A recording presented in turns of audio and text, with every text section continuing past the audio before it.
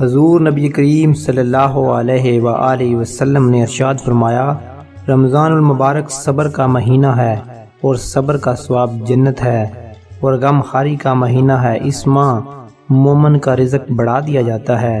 جو اس ماہ میں روزے دار کا روزہ افطار کروائے تو اللہ تعالیٰ اس کے تمام گناہ بخش دے گا اور اسے جہنم سے آزاد فرمائے گا۔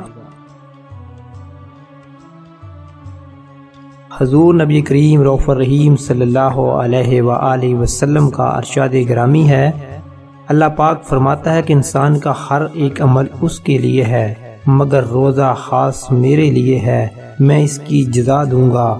قسم اس ذات کی جس کی قبضہ قدرت میں محمد کی جان ہے، روزہ دار کے منہ کی بو اللہ کے نزدیک مشک کی خوشبو سے زیادہ اچھی ہے۔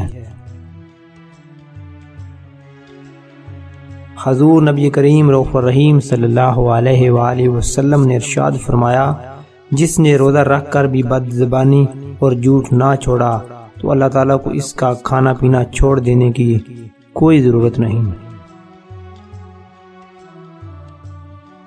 پیارے رسول صلی اللہ علیہ وآلہ وسلم نے ارشاد فرمایا، روزے دار کو دو خوشیاں حاصل ہوتی ہیں، ایک اس وقت جب وہ افطار کرتا ہے تو خوشی محسوس کرتا ہے، اور دوسری جب اپنے رب سے ملاقات کرے گا تو روزے کا ثواب دیکھ کر خوش ہو جائے گا۔